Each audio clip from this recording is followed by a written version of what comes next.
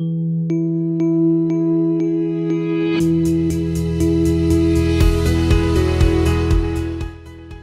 came to Renown 27 and a half years ago. I got a job in the information systems department and never looked back. I followed my culinary path. I ended up here being in healthcare. We've absolutely known each other for 15 years. I had no idea we were related. I was looking at the DNA relative section of the data when it came back, and I saw the name Justin Bart. And I thought, gosh, I've worked with Justin Bart at the hospital for years. So I sent a message. The system's really nice with being able to allow you to message back and forth. And so I said, are you the Justin Bart that works at Renown? And he came back and said, yeah. And I said, looks like we're related.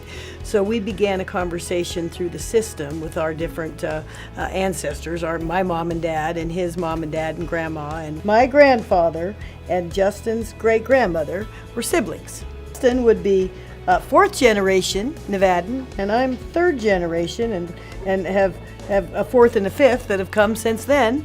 Both longtime Reno families, and so my great-grandparents owned something called the Ferris Ranch, which is where the Raley sits on the corner of Mayberry and Hunter Lake Drive. And so down Hunter Lake Drive, there's a street called Vulgamore Place, and that's my mother's maiden name is Vulgamore. And Ferris Lane intersects Plum Lane, and that was my great-grandparents on her side.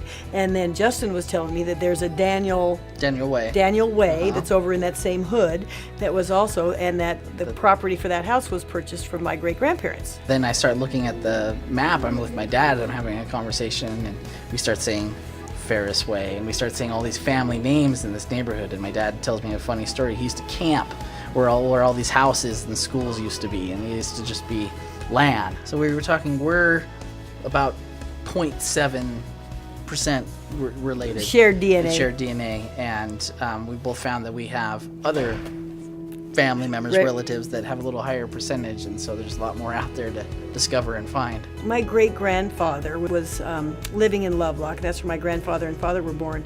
But my great-grandfather disappeared into the desert in 1936, and they thought he went out and killed himself because of the Great Depression. The stock market had crashed, they'd lost everything. And as far as we knew, he had never been found.